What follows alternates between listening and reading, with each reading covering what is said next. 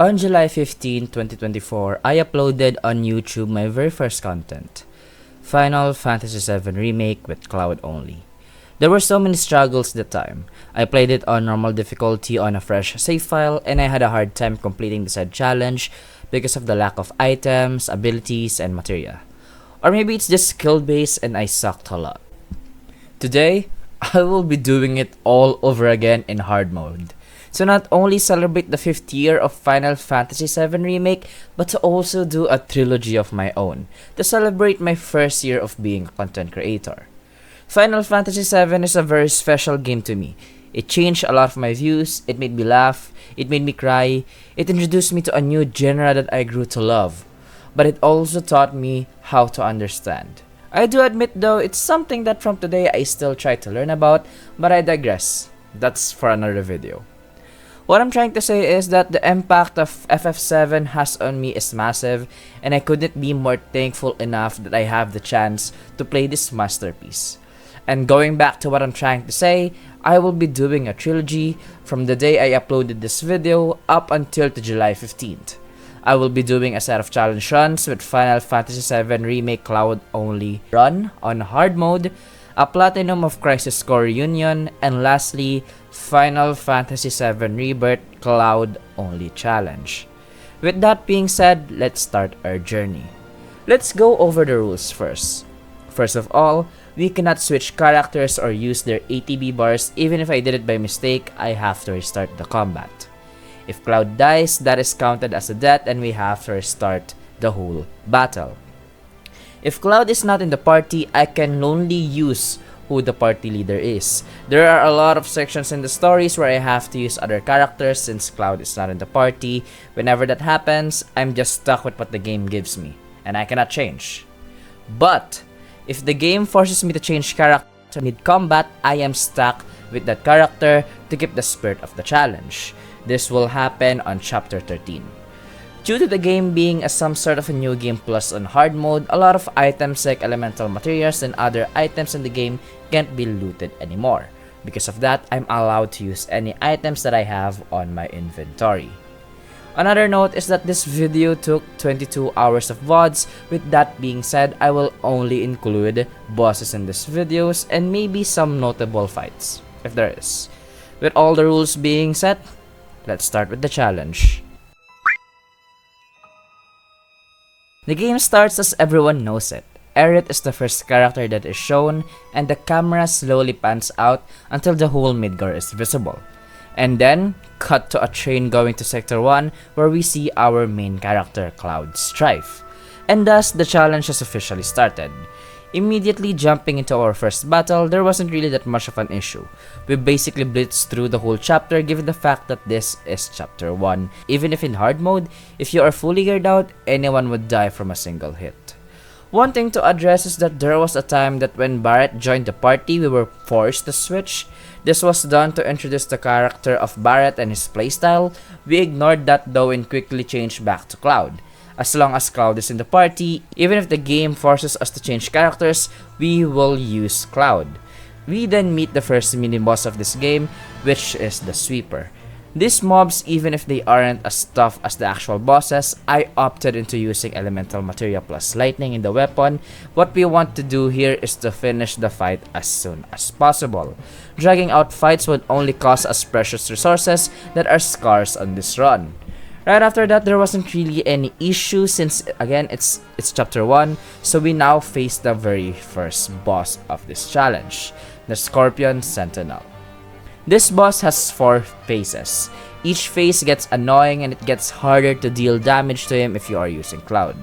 The first boss fight really encourages you to switch from Cloud to Barret, vice versa, as this boss serves as the tutorial for the general flow of each boss fight.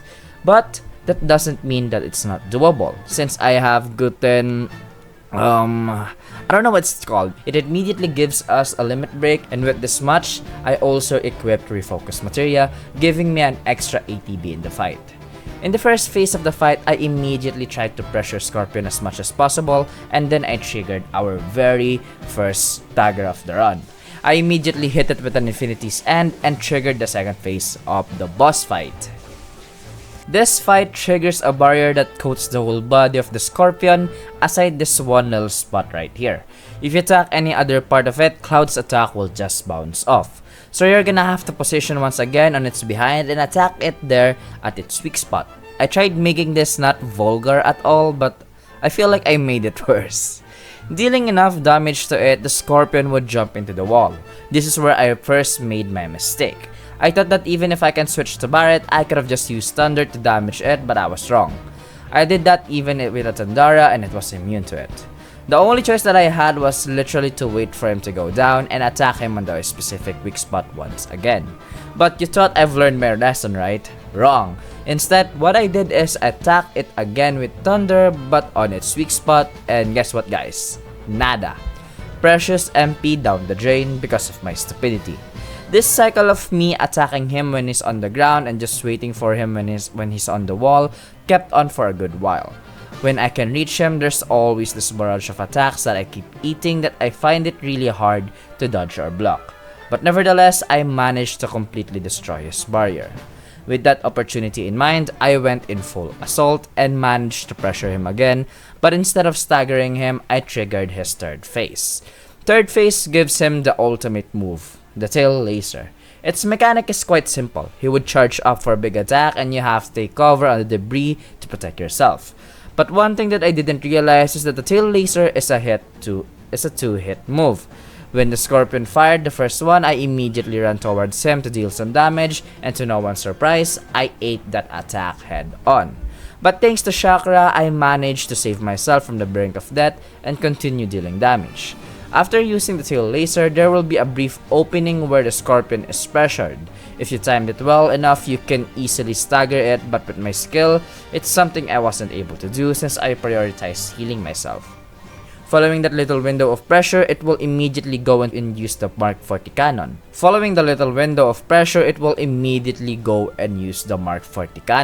Which you can easily dodge. I took that as an opportunity to once again try to deal some damage.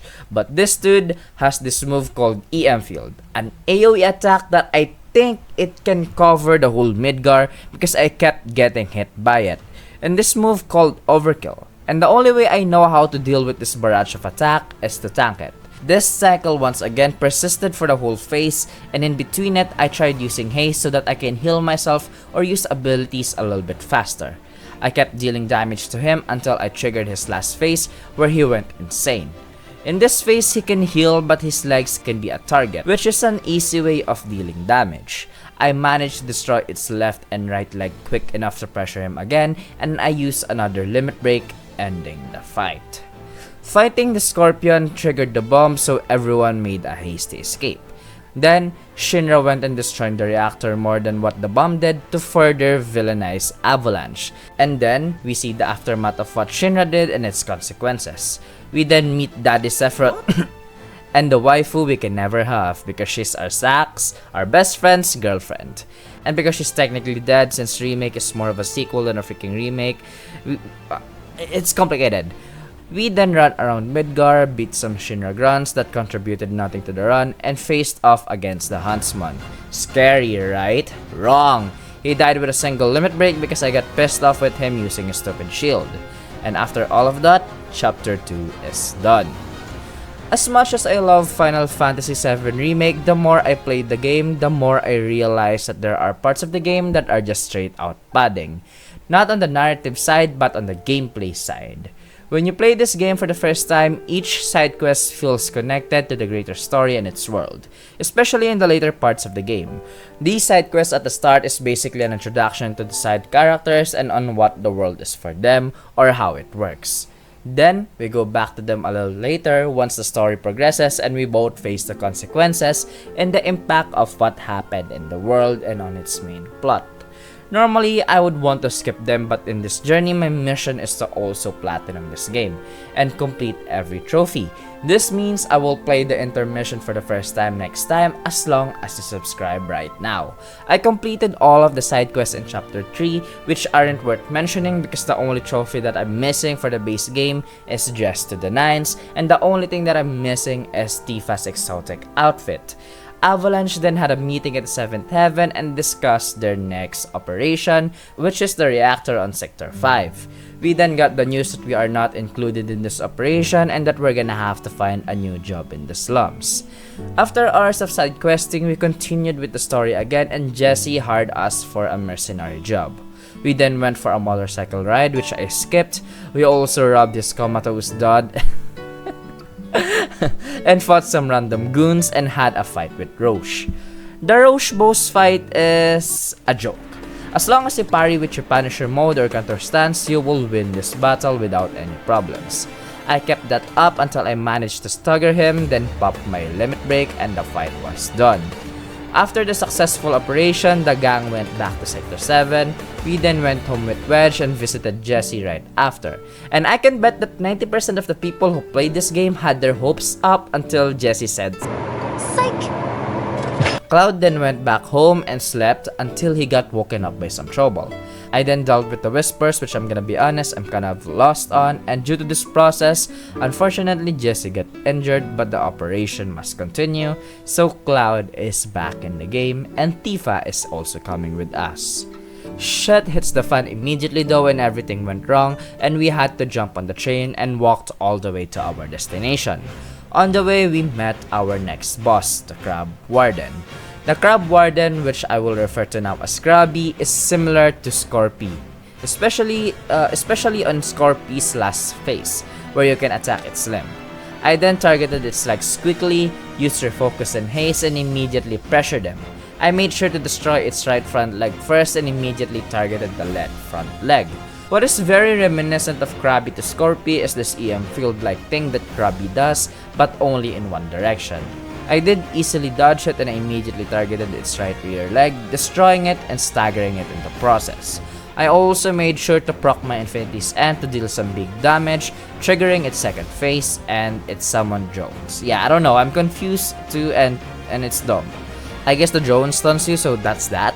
The only strategy that I had combat-wise is to keep targeting its legs. It then used a new move where he did a 360 while raining down bombs, but it's nothing that a chakra can fix. I eventually destroyed all its legs, staggering it for the second time. And I wasted no time using Infinity's End on its right auxiliary weaponry and triggering its third phase. The third phase introduces Flamethrower that can be blockable if you hide under the container, and Surge that charges and electrifies the rails. It can be easily dodged by going to some areas where it's not affected, and whilst waiting, I made sure to use Dandara to further damage its left auxiliary weaponry. After the whole Surge attack is done, I went back trying to destroy every limb that he has, and that triggered, you won't believe it, but another stagger. I then used Braver and my limit break, but it wasn't enough. A new limb has shown up, which is the pilot that is placed in front of the boss. I tried to destroy it as much as possible with counter stance and triple slash. We then continue our adventure to Mako Reactor 5 with no notable fights, and then we strategize on how we are going to fight the Herb Buster, which I would refer to now as Busty. To give us a little bit more of an edge, we can remove certain parts of Busty to further weaken him. According to the wiki and my own stupidity, removing AI cores makes Busty use Finger Beam and EM Field less, and removing Big Bomber makes Busty use Big Bomber less and further decreases its damage, and removing M units, which is useless. And you know what my smart ass did? I removed all of the AI cores instead of Big Bomber, which resulted in this. Yep, I died to Big Bomber 90% of the time. Well, here's how my final attempt went. Right immediately, I began attacking Busty to build up ATB. I equipped Elemental plus Lightning Materia on my weapon to deal extra damage, hoping I can stagger him as soon as possible. I then used Haste and tried evading some of the EM fields, but to no avail, I got stunned and got hit by a Big Bomber. I then popped my Refocus for more ATB and used a counter stance that immediately pressured him. I then used 2 Focus Thrust and staggering Busty. Knowing that Busty would trigger its second phase once it depleted its health up to 75%, instead of using big attacks, I focused on building ATB and healing. Busty would immediately use its ultimate move, the Tank Buster, but as long as you are not rushing towards him, you will be safe. Whilst Busty is doing its attack, I tried countering it by using a Tandara. The goal here is to deal as much damage to Busty as possible. Dragging the fight would only make this harder for me. After the attack, I charged at him and made sure to use my counter stance to deal some big damage. My strategy here is to be relentless and attack Busty as much as possible until he pops his Divide and Conquer. Its hands would be placed then on the ends of the platform and it will attack you using laser that stuns you. Getting stunned means another big bummer, which is problematic for us. So to counter this, I immediately used my limit break on its right hand, rendering it useless. But, yep guys, we successfully dealt with the right hand but not the left hand. It stunned us once again and we ate another big bummer. I then used another haste and chakra for healing and I attacked the main body knowing that it's pressured. I eventually staggered it and I tried building for more ATB once again until I triggered its third phase where Busty would fly around, rendering Cloud useless in this fight. But I prepared as much as possible and I used a Tandara on Busty once again and summoned Bahamut. Yep, I ain't holding back and I'm using everything in my disposal. Once Bahamut was summoned, Busty used Tank Buster and with nowhere to hide, I had no choice but to tank it. To make sure I don't get stunned and get hit by another big bummer, what I did is run towards the wall and just continue running. With haste and me constantly moving, it helps me to build more ATB without attacking and prevent damage to Cloud as much as possible. I kept that strategy up until Busty went near the platform again, and then I used Tandara to deal a little bit more damage, and once Busty reached the platform, I used another limit break to deal some big damage. Busty then used a flamethrower and immediately healed so that I could continue being on the offensive. But Busty used another of its lasers, stunning me and making me eat another big bummer. Luckily enough, I have enough ATB for a chakra, and Bahamut's time was up, triggering his Mega Flare. That being said, this is now a battle of attrition. I got hit by another big bummer, so I used haste and a chakra to keep me alive, but Busty used Tank Buster, putting me in a dangerously low health. At this point, anything can kill me and the only thing that I can do is run to the wall, hoping that haste would come in clutch. Spoiler alert, it did and I used Kiraga. But Busty stunned me again. He used another big bummer, putting me in the brink of death. And in desperation, I used another Kiraga. But Busty isn't done yet as he immediately popped a Tank Buster which I barely dodged. Gaining a bit of MP, I used Regen so that I can heal passively.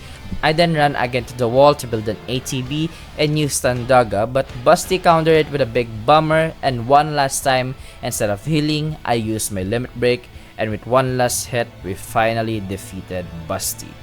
Oh, and then we fell off the reactor all the way down to Sector 5 Church and meet Erit again, and now we are fighting Reno. I can't get a break. Reno's boss fight starts with him summoning goons, which we dealt with no problems. Just a few triple slash and everyone is already dealt with.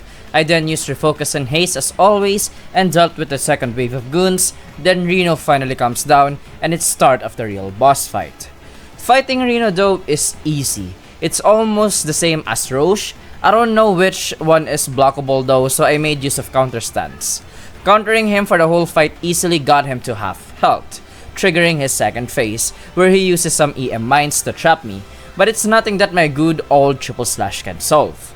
Once every EM mines was dealt with, I went back to countering Reno until I had my limit break. I used it immediately but it missed. I was literally about to throw off my controller, but Reno rushed back to me, eating the rest of my limit break, finishing him off. We were about to kill Reno, but Whispers once again intervened, pushing us to the back of the church. We then made an escape and rendezvous back to Sector 5 slums. We then picked up some flowers, saved some kid from monsters, and had another boss fight, but this time with Rude. If we are talking in a basketball terms, Reno and Roche are probably the type of players who dribbles a lot and shoot threes without looking, like Stephen Curry. And if you guard this type of people, normally you would adapt to their quickness, you would react faster, and move faster. As they say, you fight fire with fire. Rude, on the other hand, is a player similar to Shaquille O'Neal. He's not the fastest and the flashiest, but if you see him running, you get the fuck out of the way. And that's what this boss fight feels like. So you are so used to fighting people like Reno and Roche that you develop quick reflexes, counters at the last minute, the perfect parry, and you would expect that you will be able to do the same with Rude, but no. Rude ain't that fast, you can quickly react to him, but what will you do next? Block? Counter? Boom, you got grabbed. You didn't even get the chance to decide what to do next, and for me, that's why Rude is annoying, because my playstyle had to be different in order to beat him.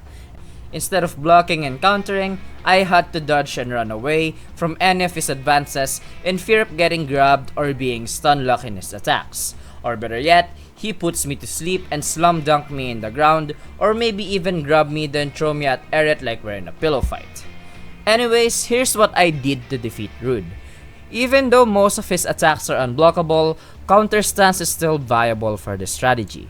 I made sure that in the right timing and just avoided being offensive in the fight will eventually deal enough damage to him and trigger his second phase. His shockwave, spirit geyser, and spinning axe kick is basically unblockable, blocking grab is basically useless even with counter stance, and dodging sweet dreams means you have to spam circle just so that it won't catch up to you. Luckily though, I had my limit break at the time and I wasted no time using it, and that ended the fight. Fighting Reno and Rude individually was not that hard, but wait till later when we're gonna fight them both at the same time. We then went back to the house, and due to Eret's mom's request, we left at night instead of the morning. Eret saw through it though and waited for us in between Sector 5 and Sector 6. Eret then tagged along with us and took us into this super secret shortcut, and when we finally arrived at Sector 7 gate, Tifa was all of a sudden going to the wall market for Don Corneo's edition. Fuck, this is taking too long. Hell House.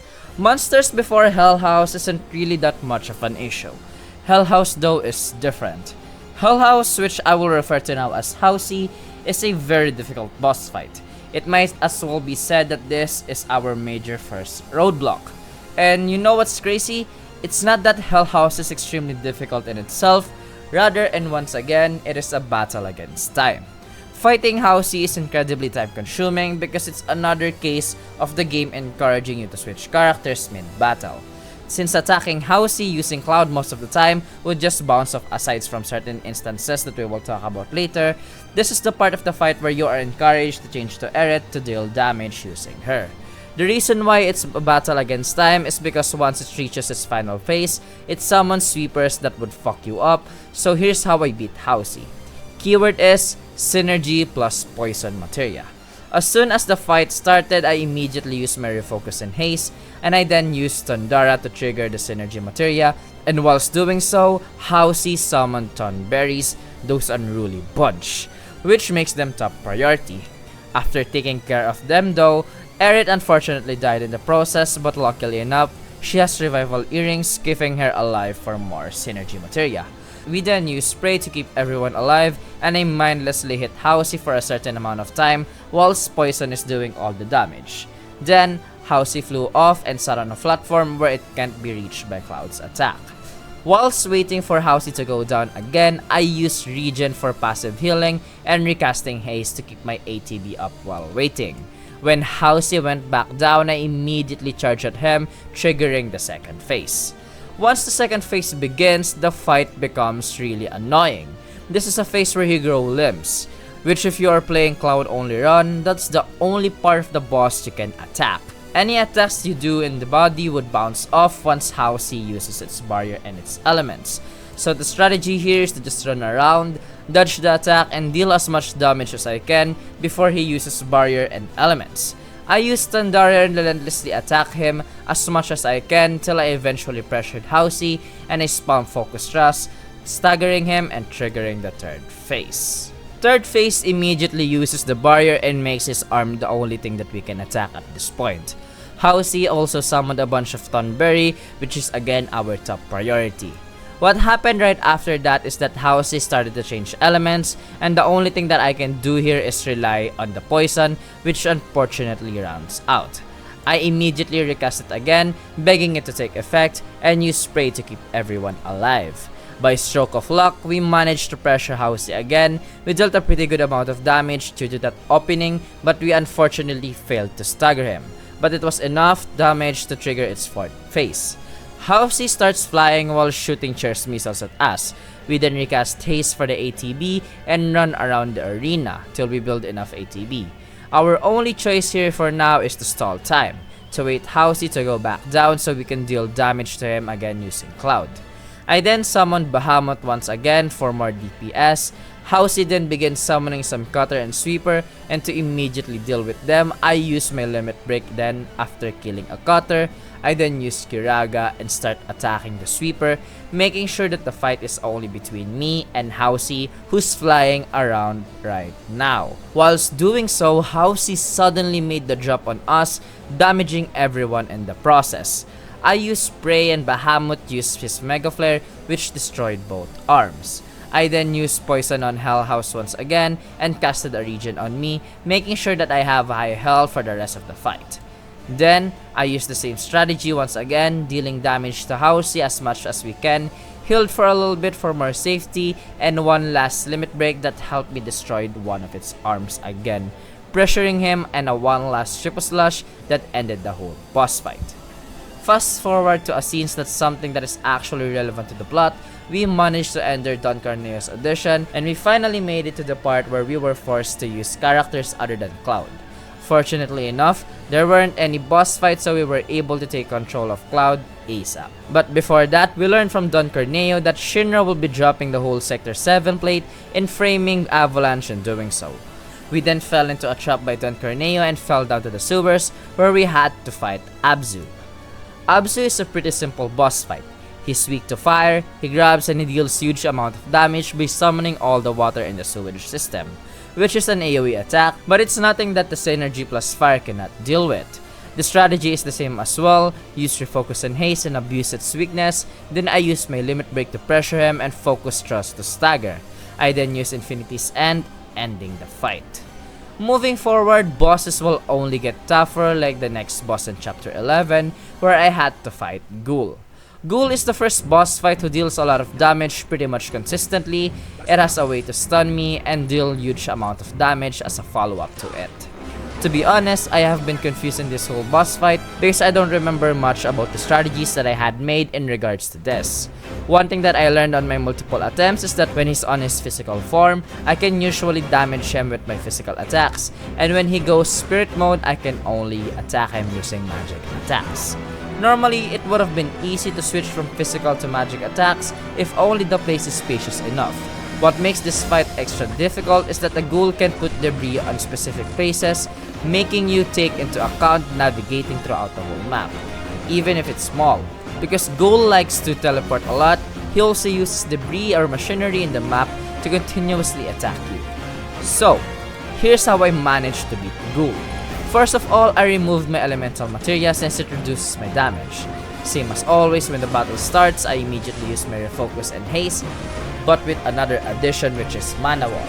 As I've said earlier, Ghoul deals a lot of damage pretty much consistently, and since it's been closer to a year since I last played this game, I might as well be going in this battle blind. To mitigate the damage as much as possible, knowing that I would tank most of his attack, I opted to using barrier materia for more defense. Strategy here isn't really that complicated, or rather, I had no strategy going in. I merely adapted to Ghoul's movement but not its attacks. Even if I still tank most of his attack, I can anticipate where he's going and where to wait. Whenever he transforms to Ghost mode, I immediately use Fire to deal damage to him. I fortunately pressured him, and this gave me a chance to deal big damage to him and staggering it in the process. Without wasting any time, I immediately used my Limit Break on him, depleting half of his health and triggering its second phase. The strategy doesn't change, and we keep the offensive in both in his physical and ghost form. Attacking him in physical form doesn't do much damage, and as much as I just want to maintain my distance until he goes into ghost form, I have to build ATB in order to use magic on Ghoul later on. Fortunately enough, we managed to quickly pressure him and trigger another stagger again.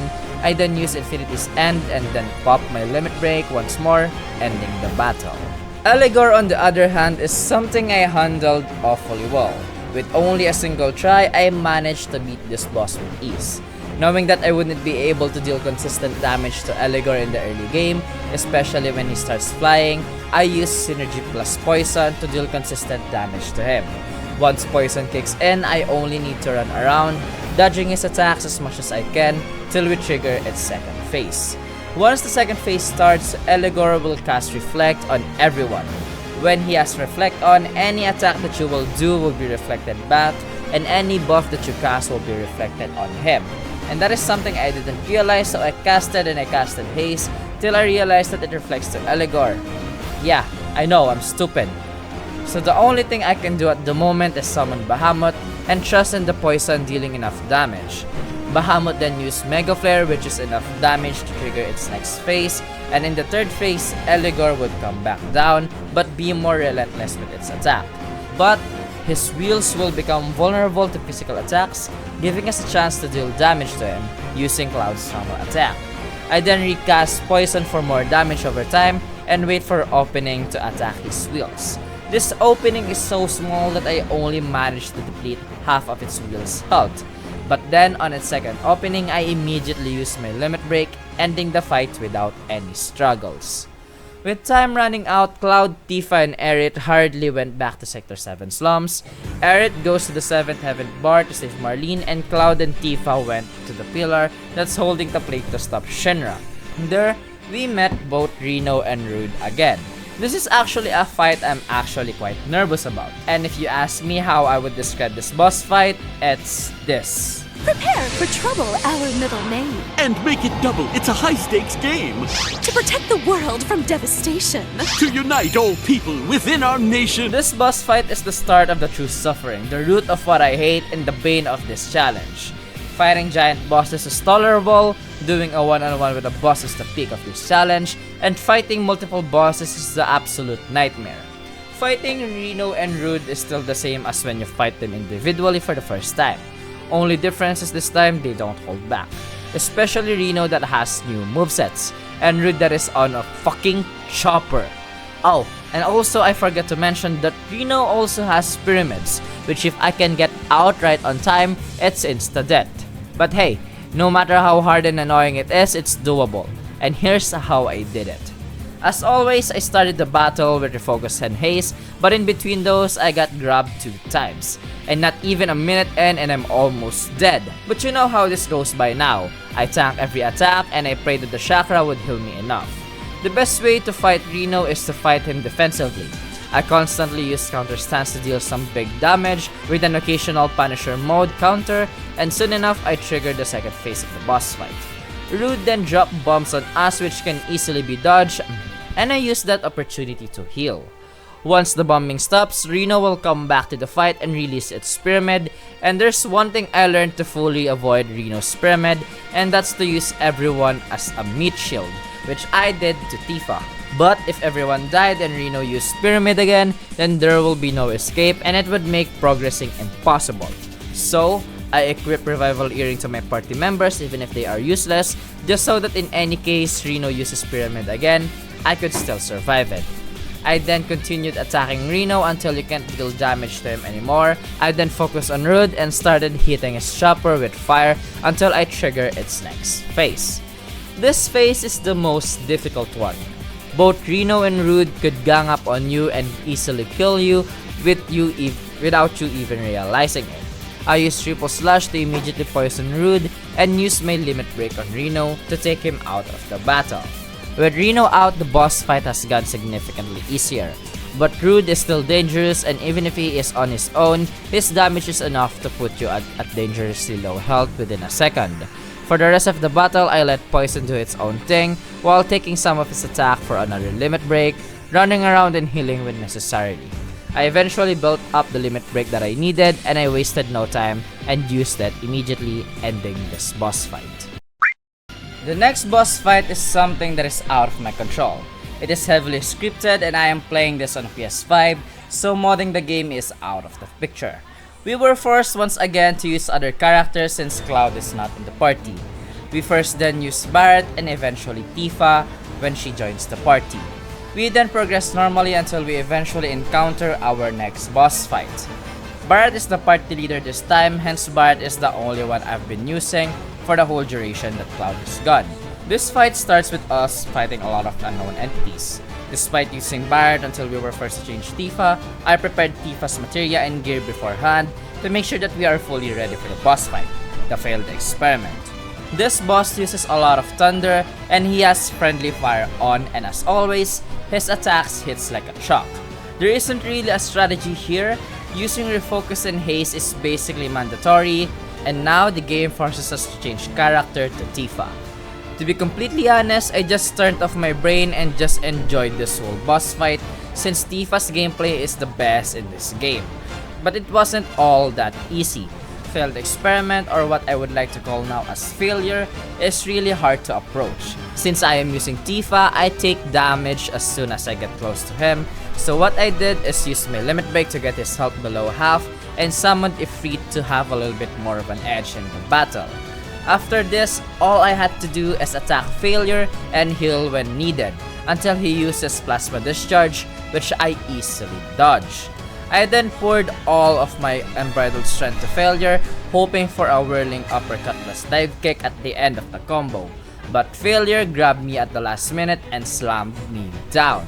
Fortunately enough, I managed to survive it, and Ifrit uses his hellfire that killed failure in the process. After this boss fight, Cloud finally came back to the party, so yay, and we continued with the story. The next objective of the party is to save Aerith from Shinra, where she unfortunately gets caught while saving Marlene. To find a way up, they went back to Wall Market to ask Don Corneo for a way up, and then eventually led to round 2 with Abzu. Abzu is still the same. The only difference in this fight is his children now fights with him. There's more canals in the map for Abzu to use his backwater shot, and Abzu this time has 2 limbs that can be targeted, his left horn and tail. He still has the same weaknesses, so I spammed fire on his left horn. Me and Abzu then had an ultimate clash, which I won.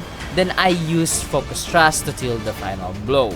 It wasn't really that difficult, and the fight is still almost the same as the first one.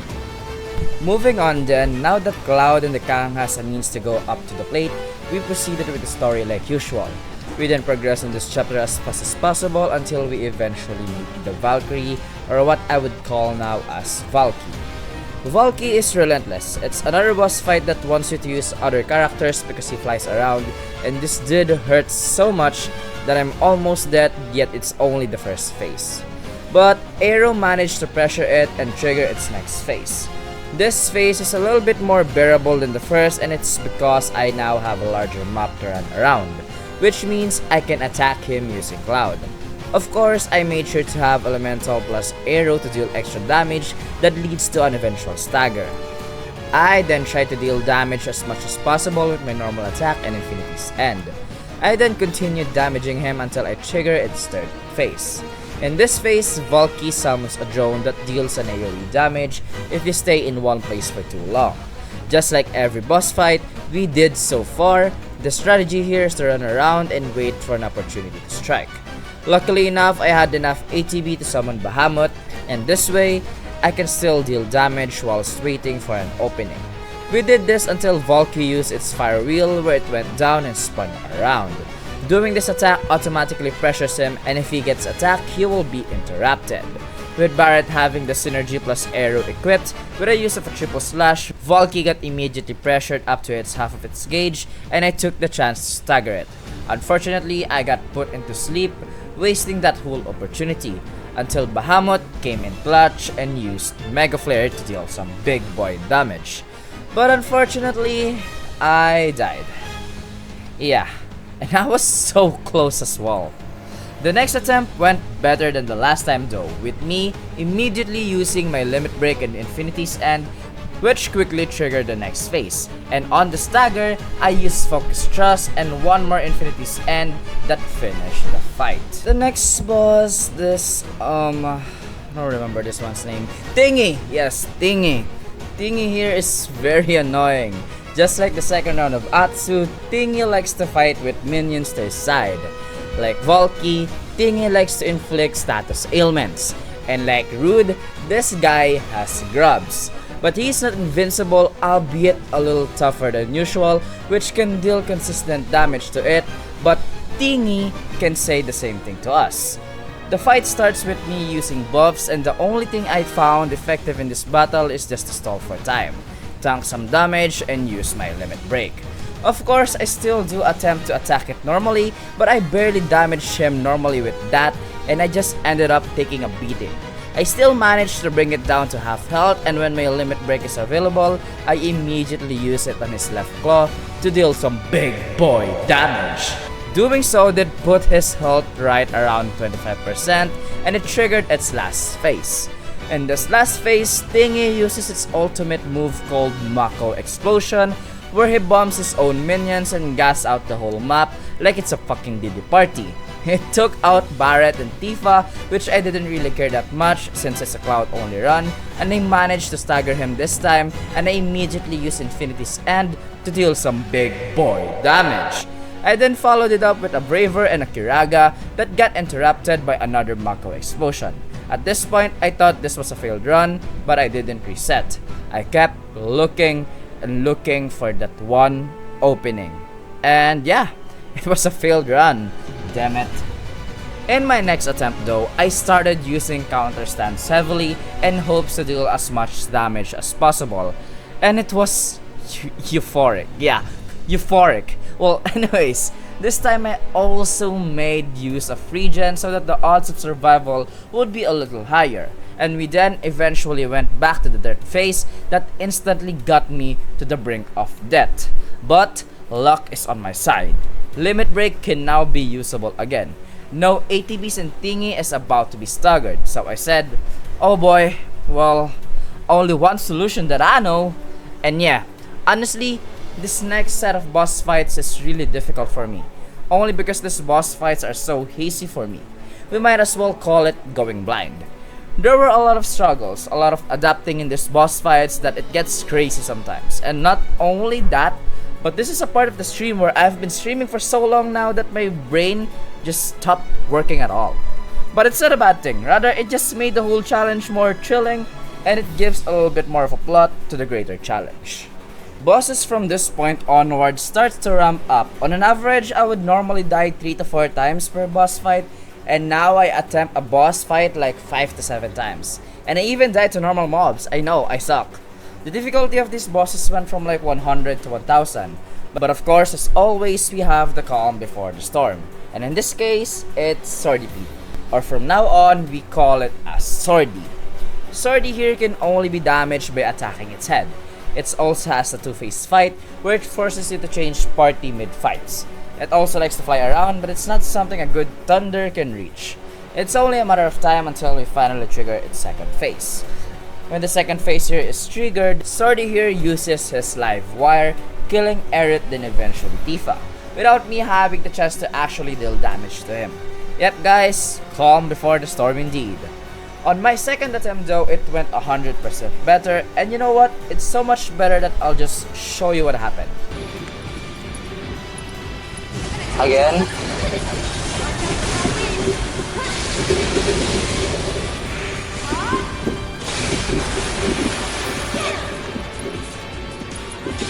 I gotta make this really fast, chat.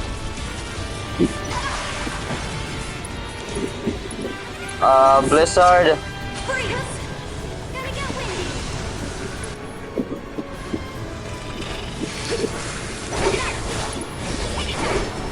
Nice. Yep guys, it was that easy, but I can't even pull it off because apparently I'm stupid. Anyways, the next boss fight looks easy. Even I thought it was easy. Little did I know that this is the start of a very long suffering. Jenova Dream Weaver. Jenova is a bitch, plot-wise and boss fight-wise. Fighting Jenova on paper has a very simple concept. You just attack the tentacles and deal damage to her. You keep damaging her up until she dies. That's it. But it's so fucking difficult.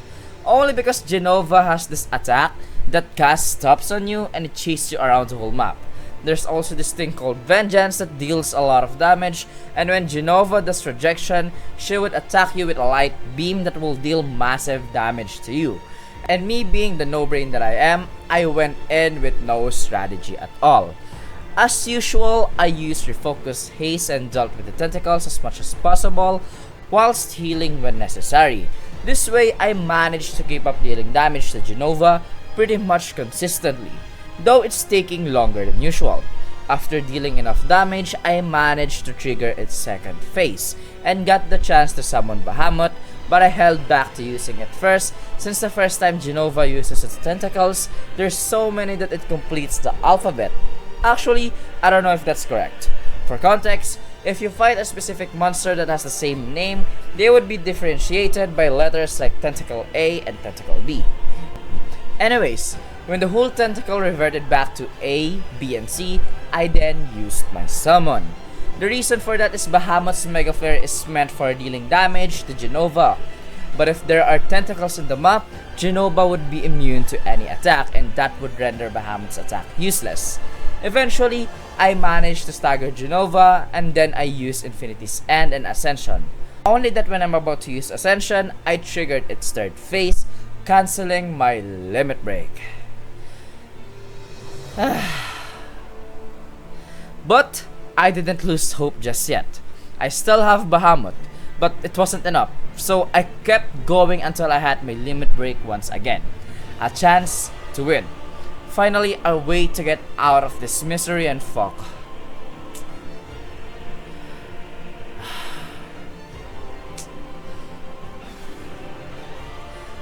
On this last attempt, I immediately used Ascension to deal crazy damage to Genova, to make things a little bit faster than usual. Then, I used Refocus again on the latter half of the fight. After that, we maintained the same strategy, and when I'm in that position once again, where I staggered Genova on her last phase, I made sure to use Infinity's End first, then Ascension, ending the fight. From this point on forward, all of the battles consist boss fights, meaning it's just gonna be an endless nightmare for the challenge now, with every boss fight progressively getting more challenging. On the other hand, there's only 4 more bosses ahead and a one last push to end this challenge. Let's dive into the final stretch, starting with the next boss right after Genova, which is Rufus Shinra. Fighting Rufus is a very tricky fight.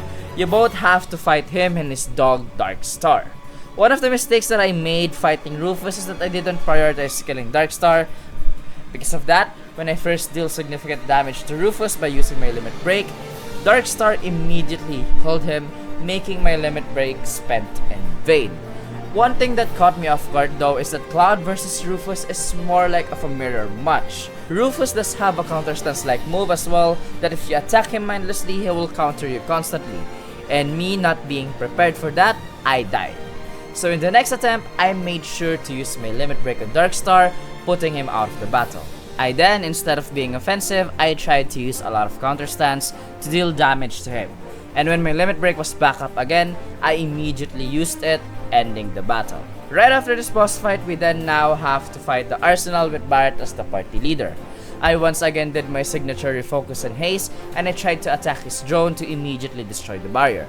I unfortunately died though, and I mistakenly pressed restart from before this battle, making me repeat Rufus again. After I deal with Rufus, it's back again with the Arsenal, or what I would like to call now as RC. RC here has a lot of types of attack. He has primary fire, homing lasers, the thing that makes a bar that I don't know what the name is, and just a constant shooting at you. The first phase is very simple. You just have to destroy its drone so that you can attack the main boss. And that's what I did with an occasional healing. I then used Shiva to damage the drone at the back of RC, triggering its next phase. When that happens, RC becomes vulnerable, but he also charges at you and becomes more mobile. I then proceeded to fight RC, healing when necessary until he stunned me and killed me in the process. In the next attempt though, I managed to survive longer, but me being the idiot that I am, I kept attacking its wheels that had a barrier without knowing that I should have just attacked its main body to pressure it, then attack the wheels when I staggered it. Because of that, the battle took an abnormally amount of time to damage him enough to trigger its next phases. Speaking of next phase, RC here does a move called Pulse Cannon, which obliterates every debris it can, eliminating every cover that I have.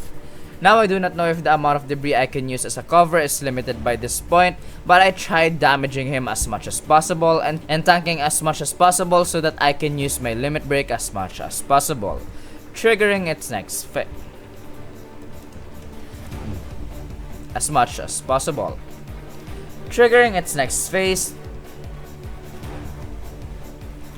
and tanking as much as possible so that I can use as much limit break as possible, triggering its next phase. This phase will use a very big firewall, making you isolated and open to its big attack. This big attack can only be blocked once by covering on that debris, but after that, it's a race against time. You have to kill it now before it uses its final attack that will kill you in a single hit, which I died to. In this last attempt though, I've learned my lesson and quickly staggered RC to damage his wheels and trigger its next phase. Then, I used Shiva for passive damage and quickly, and I mean quickly, pressuring it to trigger another stagger. This in turn destroyed all of its right wheels and triggered its last phase. In this phase, Shiva used Diamond Dust, leaving RC with 1 health left, and with 1 focus shot plus synergy plus lightning, RC permanently goes down. I then skipped everything as much as possible, even skipping the motorcycle minigame. And with all of that done, we are at the final 2 bosses of the game. The last bosses that stand in my way to completing this challenge, and I am ready for this. Or am I? The second to the last boss fight is against the Whispers, more specifically, the Whisper Harbinger. This boss fight for me is even more difficult than Sephiroth in itself, because of one big reason. Because you are fighting multiple bosses at once. Not just 3, but 4. Yes, the big guy does some attacks too. This boss fight is a 5-phase fight. Yep, you heard that correctly. 5-phase. 5 with each being more difficult than the last. And I'm just gonna be honest, fighting 4 bosses at once is not even funny. The boss fight started fighting Power Rangers Blue, Yellow, and Red. These guys right here would just pummel you to death. Worry not though, you don't actually have to kill them ASAP. Dealing enough damage to them would trigger its next phase, pushing you to move around the map. Then, the second phase is basically the same thing, pushing you to its third phase where you have to fight Red. This time, you actually have to deplete Red's health to actually damage the big guy right over there. And if you don't meet the damage threshold that he needed, Red would just regen its health back again and it will be the same bullshit. After dealing enough damage with the Red, the fourth phase will be then trigger where you have to fight the Yellow and Blue at the same time. Now, it's the same thing as fighting Red, but it's much more trickier now since you can't freely attack the other when you staggered him, since the other would be gunning for you. The strategy that I have been using in this fight so far is the continuous use of Punisher mode and counter stance, making sure to do all of that whilst occasionally replenishing my health and buffs. I managed to push through to its last phase, where if you deal enough damage here, our Power Rangers would transform into Whisper Bahamut, which I immediately died to because of its normal attacks. Yeah guys, normal attacks.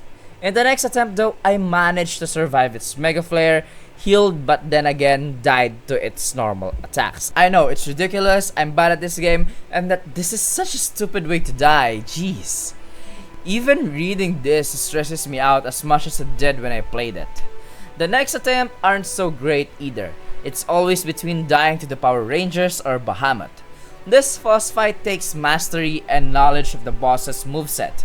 It took me a couple more attempts to get it all down. I used a lot of counter stance instead of Punisher mode to deal big damage to the Rangers, and I always use Infinity's End whenever I stagger them to deal big damage, shortening the time of the boss fight, and then here comes the fated run.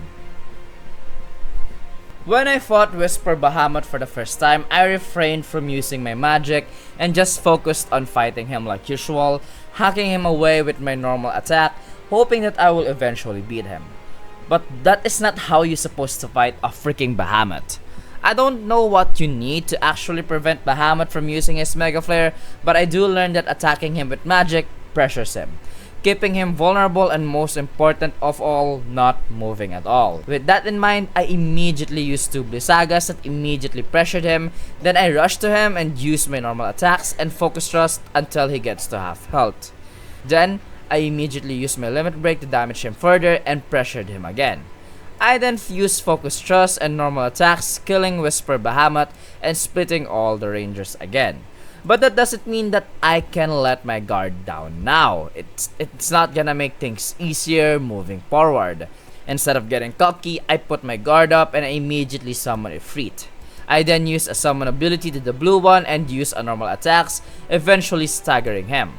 I then keep being relentless, attacking as much as I can until Barret and Red attacks the big guy. We then went back to attacking the last remaining rangers, which is weirdly enough, the yellow died instead of blue, which is weirdly enough, the yellow died instead of blue. I mean, they were near each other when I was attacking blue, but I don't know, my brain has 2 brain cells at this point. I can't explain the shit. I then attack Red, staggering him in the process, triggering another attack from Barret and Red. And then we did the same thing to the blue one, and I thought the fight at this point is over, but then Ifrit used his Hellfire, and I just stood there waiting for the cutscene without realizing that the fight is not over. But it only took a few attacks, and Whisper is finally dead. Ladies and gentlemen, we are at the final boss of this challenge, Sephiroth. Sephiroth, Or Daddy. what? Is such a fun boss fight. He is as equally as challenging as the Whispers, maybe even a little bit more challenging, but fighting him isn't as bad as being gagged by some ghost. What makes Sephiroth really fun to fight is that this boss fight is just countering each other constantly, and he hits hard. I'm hard. What? At this point, every attack you receive from Sephiroth requires healing. Sephiroth in this fight uses a lot of Firaga and Blizzaga, and a couple of few attacks that are counterable by Punisher mode or counter stance. He also has a move called Scintilla, which is the same thing as counter stance, and this is only for the first 2 phases of the fight. Firaga can be countered by counter stance, and when Sephiroth uses Blizzaga, countering it isn't really recommended since it's a 2 attack in 1 move. He also uses Boundless Void that stuns you, then Sephiroth would just combo you and use Thundara after. With that in mind, surviving the first 2 phases of the fight is quite easy. You don't really feel as overloaded as fighting the Whisper, and as long as you use haste and regen keeping you alive, you would be fine. But things pick up when Sephiroth releases his swings. In this phase, he uses a move called Infusion. It infuses whatever element he decides to, and it's so relentless that it's so hard to find the time to retaliate and heal. He also uses Hell's Gates, which easily can be dodged when you know when it's coming, and of course Sephiroth's signature move, Octo Slash. I think I died to this move more than I can count. The final attempt though was more intense than usual. I pulled out everything I've learned so far, all the skills that I polished, and finished this challenge once and for all. The first 2 phases the most basic and the easiest one. I used Refocus and Haste as soon as possible, and immediately counter stance and use Alvid Aura. This move deals ice damage over time to Sephiroth as long as he is within the skill's contact. Unfortunately, this move will trigger Scintilla, but it's a nice trait for dealing a little bit extra damage to Sephiroth. I then staggered him and used Spirit Siphon. It's basically the same thing as Algid Aura, but instead of dealing ice damage, it just drains the HP of the nearby enemy that you also absorb to heal. I then kept up countering Sephiroth until I filled the stagger meter, but instead of staggering him, I triggered its second phase. This phase is more of the same. Just keep countering and keep healing, and I managed to dodge as much as I could, and I managed to counter stance 4 consecutive times, triggering its third phase. Oh my god. He then immediately uses Fire Infusion and Firewall. Then he wasted no time charging at me. I managed to counter stance one of its attack and healed using Cura, and after using counter stance one last time, I immediately used my limit break, bringing Sephiroth's health down to half health, pressuring him in the process. I then used Focus Thrust 2 times, staggering him. I then build up ATB and fully heal to prepare myself for what's to come. What I wanted to avoid in this is Sephiroth's Octo Slash. Sephiroth then used Lightning Infusion, and as a response to that, I used my summon hoping for extra damage and tried to survive as much as possible. The strategy here is that I had to build up a limit break. Using my limit break pressured Sephiroth, giving me a chance to stagger. I once again used this opportunity to heal myself, then we finally triggered Sephiroth's final phase. In this phase, Sephiroth has a countdown which I never saw and didn't want to see what's gonna happen to it. But Sephiroth in this phase uses Shadow Flare that summons a lot of gravity, Luckily enough, it free to use its final attack, bringing Sephiroth's health to dangerously low. With me seeing this an opening, I immediately rushed to him, but got grabbed in the process, which dealt a bunch of damage to me. I then immediately healed myself. I then used Focus Thrust and Triple Slash, putting Sephiroth in the verge of death. But Sephiroth in the last minute used Heartless Angel, putting me at 101 health. I then got cured by an auto-cure materia, and on the last second, my limit break is ready to be used again. I then used it one last time, ending this challenge once and for all. Please die! Please die! Please die! Please die! Yes! The challenge is done!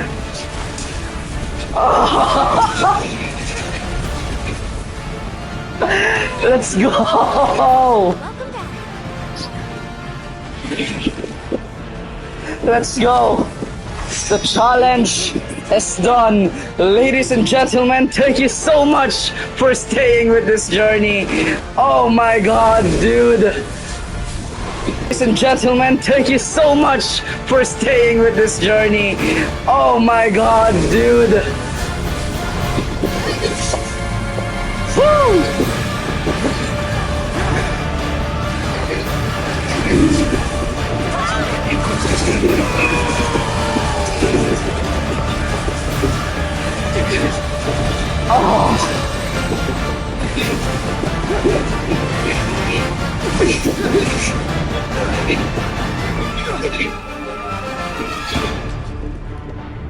Daddy, what? Woo!